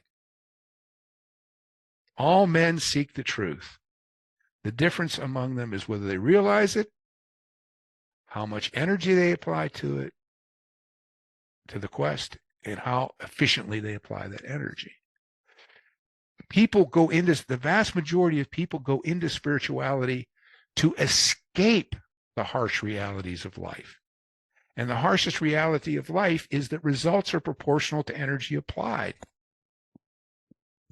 That if you want to be an entrepreneur, you want to be a great athlete, you want to be a great artist, you want to be a scholar, you got to work your ass off at it. And you got to sacrifice, and you got to give up all kinds of stuff. And it's going to cost you. And that's what people don't want to do. So they want to gravitate into spirituality where we're all equal and God loves us all. And, as Mr. Rose said, communities become mutually modulated conspiracies of mediocrity, droning on about, acceptance, no. The corollary to that, Rose would say, as above, so below. The same fundamental things that work in heaven work on earth. And in that section where I was talking about intuition, he always came back to this. He said, there's not much difference than, he said, you want to be experienced, not much business starting a business. He says, you make a commitment, you put your back up against the wall, you surround yourself with like-minded people, and you make up your mind you're not going to stop at anything except evil to get there. It's the way you start a business. And then later on, when he's talking about intuition to me before the Ziggy and the I love that story, by the way. I mean, come on, when those kids just showed up and tried to freak on Rose. But anyway, right before that, he's talking about intuition, and he says it ain't that much different. He said if you really focus on something, you concentrate on something long enough, he says your nose gets really good at sniffing it out. He said it ain't that much different than picking horses, picking stocks, or picking up girls. It's the same formula. People don't want to hear that. That's because that's where competition comes in, and some people achieve it and some people don't, and it's up to me, and I have personal responsibility. They want to get into something where it's all grace and just relax and go with the flow, and don't have to worry about it, and and so that was the most controversial thing with me. Because I wanted to continue with my Russian history. I wanted to continue messing around with my girlfriend. I still wanted to go to graduate school. I wanted to go into politics and help people and be a big shot. And I wanted to have enlightenment. And Rose is saying, no, You gotta, you gotta focus. You gotta. So that was, it took me a long time because I was the guy that was doing all the lectures, filling up the hose, getting 200 people to come to a lecture that Rose would, by the time he finished, there would be 30 people left. Right. Yeah, I'd work for a month and a half to get 200 people in the room, and he'd clear them out in about an hour, because they don't want to hear. They don't want to hear that. Funny thing is, there's an audio version of my book coming out, and the producer who's working on it's a really fascinating guy. He's from Lizard Lick, North Carolina, and he's a real. His southern accent is really, really thick, but it turns out he's also an incredible keyboard guy. Besides being a sound engineer, and he travels with Aerosmith and all these bands, and So anyway, I still don't know whether he's got a spiritual bone in his body, but his name's Matt Horton. And I start reading the book. We get to the second chapter, and I'm reading, and he's in the booth, the sound booth, and he comes on the headphones, and he says, "Son," even though he's a lot younger than me, "Son, what are you thinking?" He said, "Nobody's going to buy this book." I said, "Matt, why not?" He says, "You're telling people the truth." He says, "People don't want the truth for free, and you want them to buy it?" And that was Rose's. I went to see Andrew Cohen one time give a talk, and I don't remember a lot of what he said, but I really was impressed when he said. He said at one point, he said, "I have a bad habit." He said, "I tend to tell people the truth, and that tends to engender rage." And so Rose engendered a lot of rage. I had even people that I'll tell my Rose stories to, who'll become very sympathetic. I mean, I look at that where he really tore into me at the farm at the end of my first visit to him at the farm, when I'm telling him about I want to be into politics, and he ends up saying, when I look at you, I see a cock on a woodpile crowing to the hens. He said, "You don't care about anybody but yourself." He said it's not enough that your parents love you and your friends love you and your brothers love you. He said, "No, you're not going to be satisfied until the whole damn world loves you." He said, "Hey, you're a smart guy. Maybe you can pull it off." He said, I got it memorized. See, because I was there. If that's what you want out of life, I won't stand in your way. But please, don't come down here giving me that bullshit about helping people. Man, I mean, it took me 2 weeks to process that. I mean, he took me off at the knees. I was devastated. And for the first week, I wanted to kill him. Went back to Pittsburgh. But, eventually I said, he's right. He's absolutely right. And when I look back, that was one of the greatest things I'm most thankful for. I couldn't have made a bigger mistake in my life if I'd have gone into politics. I'm so grateful for him doing it. And, and you have to look at him and think, he'd waited all his life. He was in his 50s. He was in his late 50s by then. He had no students. As I mentioned earlier, I was his very first student. He recognized in me, because he told me later, he recognized in me that I had the talent to get him a group, to turn him into a teacher. And yet he risked it all by really just tearing into me like that. And the fact that I would, he would never, and I would say that, of course he had a fantastic intuition, but, the roll of the dice would be 95% chance he'll never see me again. But, he called it the way he saw it, regardless, and I think that took a lot of, so rather than me looking back at him, what a mean man he was, to do that, say that to a young man. No, I don't see it that way at all, but a lot of people do. How did you put up with that? Why did you put up with that, man? I'm incredibly. It's quite a conundrum in that. In one sense, your mission statement for your foundation is the most important thing that you could have, purpose, in bringing that. But it's the thing that people are half running away from. Right. They don't want to. Right. Let them sleep. Exactly. It's funny that you said, by the way, you're echoing, you're echoing on me, but your microphone's echoing. Mm-hmm. But I saw this, heck, it might have been not too long after, during your era of the Self Knowledge Symposium era, the early '90s, early '90s, I would say. And I was just flicked on the TV set, and I got on some kind of an educational television channel or something. And all there was it was obviously a young woman, maybe in her mid-20s, and she was sitting on a stool, and you could see her from the back. And she was watching a screen in front of her. And on the screen that she was watching was a young woman who was obviously had a stroke or something like that. And she was spastic, all like this, and her eyes were only half open. And there were two or three nurses, and they were yelling at her and shaking her, trying to wake her up. And they were doing all kinds of stuff, and she was angry. And she's flinging at them, let me alone, let me sleep, let me go back to sleep. And they wouldn't let her go, And so finally they hand her a toothbrush, and she takes the toothbrush and starts brushing her nose.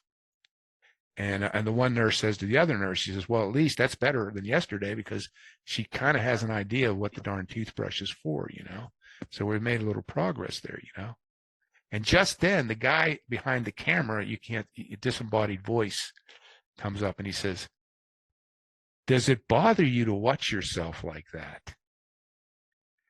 And all of a sudden, the girl on the thing, she just turns around, and she's a beautiful girl, and she's obviously perfectly healthy, And she looks at the cameraman or whoever the guy was, and she says, oh, no, not at all. She said, I love watching myself like that. It just makes me so grateful for all those people who never gave up on me. Mm-hmm. And I start to cry and I think about it even now. So I caught that. It was only like a minute. I don't know what disease she had or whether she had a stroke. I don't know what. And I started bawling, Sean, because I was that stroke victim. And I was the one, we all are that stroke victim, and we all want to just be left alone so we can sleep. And if we're lucky, if we're really, really lucky, as I was, to have the Richard Rose and the Lewis Mobley and the Bill Richards and the monks at Mepkin Abbey, who won't give up on you, who are always prodding you, who are always confronting you, who are always sticking a finger in your eye and spoiling your fun and waking you up. I haven't read, a lot of people think I'm Jed McKenna, and I want to go live here that I'm not Jed McKenna. And I've never even read his books, but somebody did send me that quote from him when he says that if it's something that comforts you, if it's something that makes you feel good, if it makes you feel loving, and then he says that you're probably not waking up. He said, if it feels like everything you've ever believed in is being excoriated, if it feels like you're being turned inside out, if everything that you've ever believed in is failing you, he says you're probably waking up, And no, it's no fun. It's no fun for a woman to have a baby. It's no fun for a stroke victim to have to learn how to wake up again and turn, But the game, the candle is so worth it. I tell that story at the end of my book. It's Dean Willimon, actually. I don't use his name, but he was the dean of the Duke Chapel, and he's a wonderful man. I still know him, and he wrote the introduction, the preface to my book, Brother John, and he was my campus advisor at Duke. And after I got back from my spiritual experience in Baltimore, I went to see him, and I was in his office, and I told him the whole story and everything. And I was crying, and of course, all I did back then was cry. And he reached out and put his hand on my shoulder. And he said, Augie, there is no doubt in my mind that you have been seized by the hand of God. He said, I'm just so glad that God has chosen a gentler path with me. And the next thing I knew, I'm standing in the middle of the beautiful Gothic Duke Chapel, all alone. There wasn't a soul in that chapel but me. And I'm standing there and I'm just crying and crying and crying. And the only thought that was in my mind is, Father, forgive him. He knows not what he just said. I would go through 1,000,000 times the agony I went through to find 1% of what I found. And to me, I got into that with Rose, and so what I called the loneliness of Richard Rose, because nobody could really, there was not one person in the world that could look him in the eye and say, I understand, and really say, I understand. But the curse of anybody that's had a truly profound spiritual experience is that you can't communicate. Because if you really could communicate what was really there for people, they would drop everything. It would be like the apostles who would drop everything and follow Jesus, They can nod their head at you. They can say whatever. Yeah, that's really a cool story. Yeah. But if they really literally don't just completely, I mean, I met a guy when I was studying theology. That was another thing I did. I went up to speaking of the Catholic Church, which I went to St. John's University up in Collegeville, Minnesota, and I spent a semester up there studying theology. And one of the greatest things I ever did. And I really, really enjoyed it. And I met I met this guy who's still a really close friend of mine. I had an incredible life after death experience when he was only 17. And he's probably the most profound. He's a wonderful guy. He's obsessed. I mean, he is just absolutely doesn't want to talk about anything but mysticism. And he's married and has kids, and he can't even talk to his wife. I think I'm his only outlet. He's a wonderful guy. All he does, he drives a truck now, and all he does is listen to spiritual books while he's driving his truck. Anyway, but I met this other guy, Sandy, and he and I ended up getting together, and always, I took him to be kind of a goofy kind of guy in the beginning, because he always had this really nice smile on his face.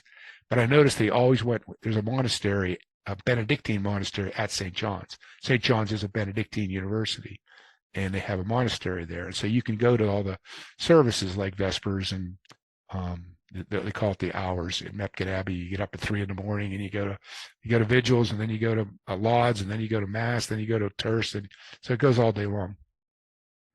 And so you could do the same thing. And I noticed that Sandy would always be at these things, So one day I'm talking to him, and it turned out he was a big shot, some kind of executive for some bank, I forget what it was. He was in the New York area too. And his wife died. And he started, really, really doing what we called back in the 1960s an agonize and reappraisal.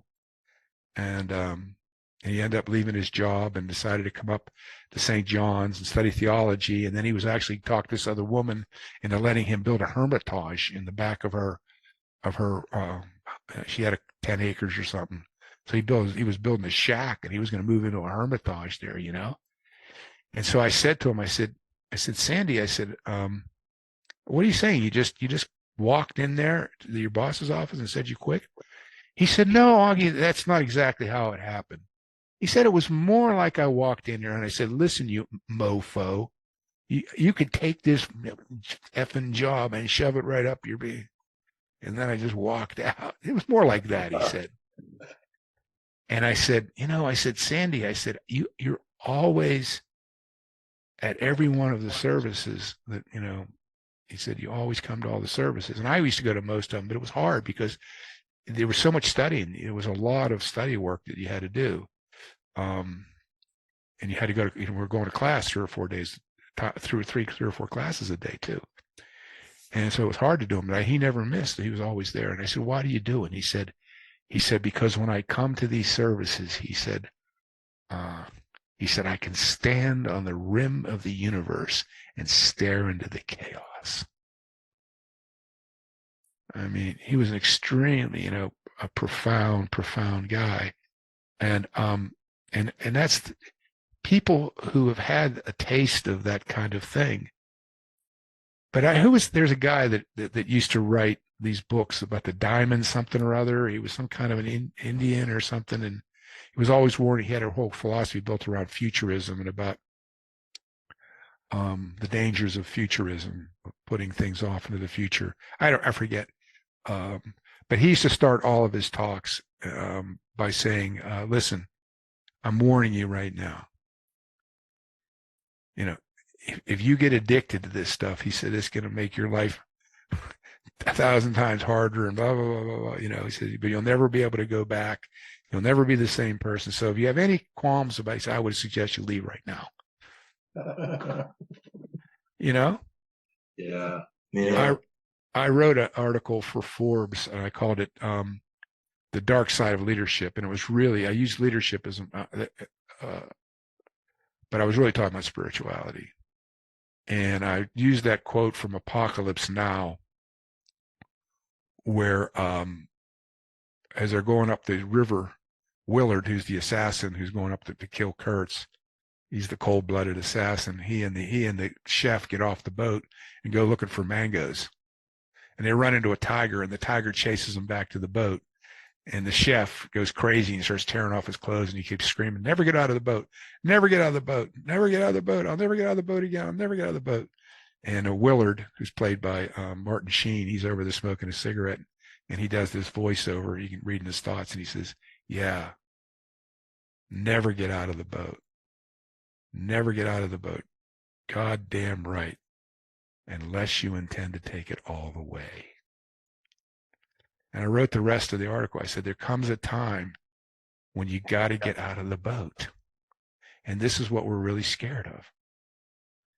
And I called it in my book, I call it being trapped between heaven and earth. You want to keep one foot in the boat and one foot out the boat.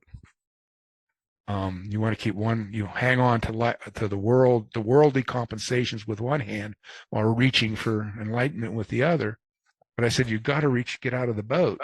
And if you get addicted to this stuff, what happens is you find out you got out of the boat a long time ago. You wake up one day and you realize you got out of the boat a long time ago. And you don't remember where you left the boat. You don't remember how to get back to the boat. And the one thing that you absolutely know for sure is even if you did find your way back to the boat, you'd never be happy again. You'd never fit in again with those people in the boat. It reminds me of that scene in The Matrix when Morpheus is walking Neo on the street that looks like New York City or something. It's just crowded. There's tons of people, and they're in the Matrix. And Morpheus points at all these people, and he says to Neo, he says, these people are not our enemies. They mean us no harm. But let me tell you something. Whatever you do not try to take the Matrix away from them, because if you do, they will fight you with everything they have. And you can't go back to the boat because that's the Matrix. And, and your choices are to either keep your mouth shut and just pretend that you're really interested in who's going to win the Super Bowl, or open your mouth and get lynched. It's like this girl I was dating one time. She said, I couldn't marry you. And I said, why not? I'm a nice guy. She said, I'd wake up one day and there'd be a note pinned to my pillow, gone to Tibet.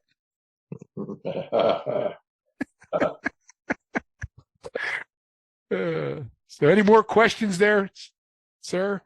Well, on that note, for those people who are trying to get out of the boat, halfway out of the boat, or falling out of the boat, if they want to keep in touch with what you're up to, what would be the best way to do that? Well, the best way to do that is to come to my website, www.augustturak, that's one word, August like the month, Turak, T as in Tom, U-R-A-K, that's augustturak.com. You can actually find a lot of my articles in Forbes. You can just go to Forbes.com and put August Turak in there, and you'll learn more about me than you care to know. All the articles I wrote for Forbes magazine.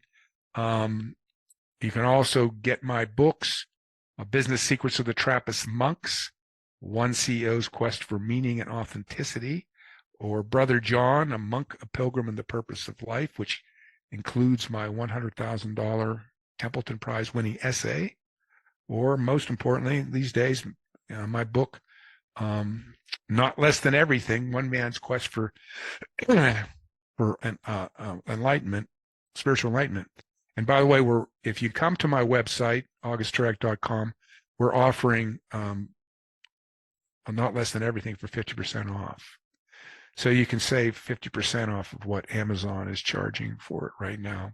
And but of course, you can get all of my books at Amazon and Walmart and Barnes and Noble and all that kind of good stuff.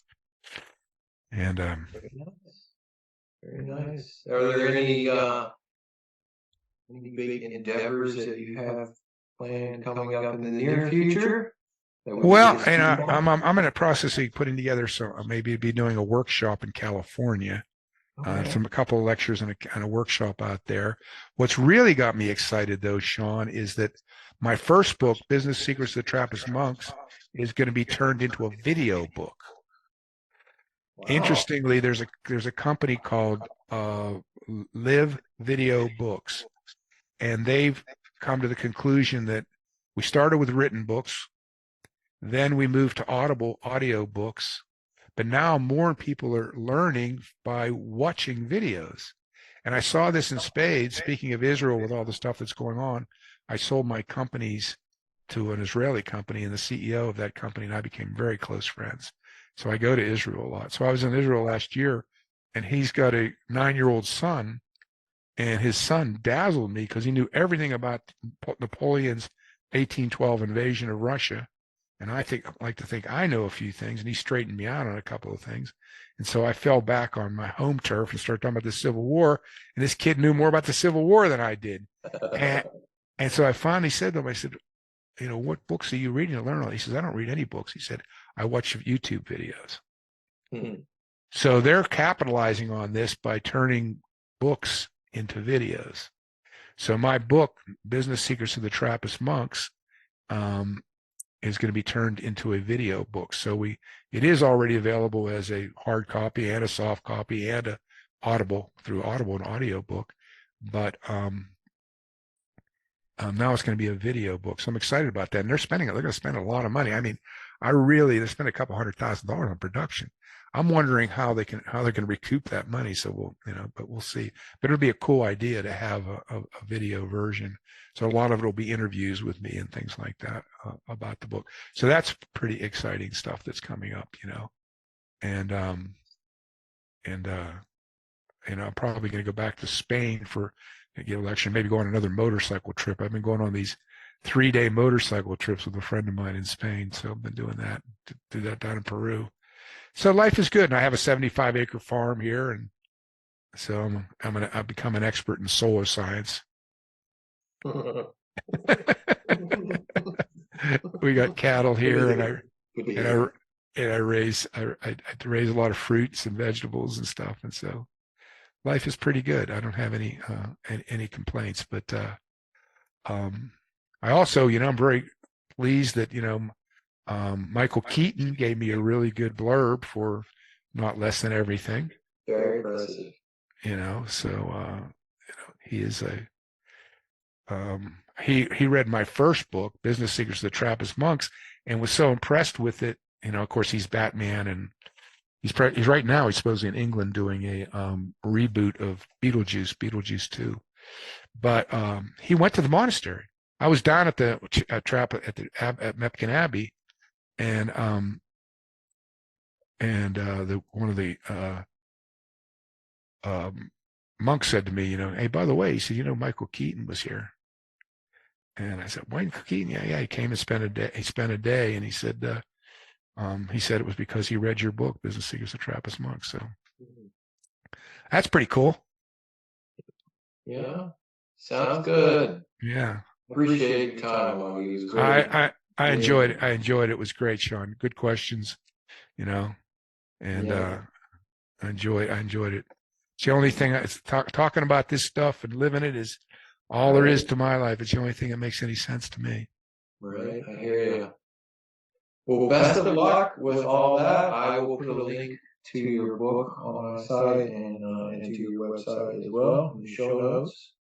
Yeah, and I tell you, if you're in the meantime, if you just want to put something up on your website, or I don't know if you send out emails or anything like that, just tell people they can get this book they can get the video,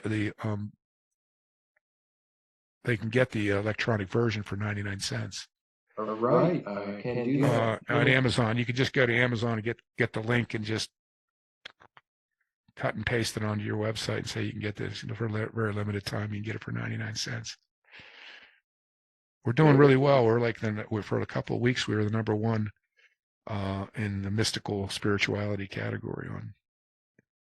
So, Nice. All right, my friend. Well, God bless, and I appreciate you having me on. And oh, by the way, don't forget to put a review on Amazon for me, buddy. Okay.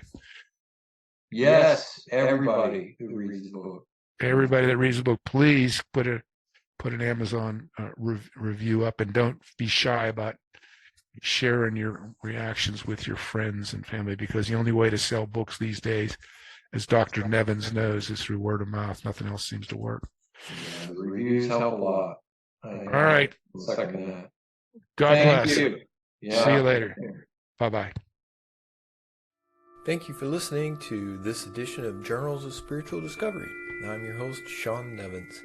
For more information about today's guest, as well as more interviews, books, and other resources, go to spiritualteachers.org. That's spiritualteachers.org.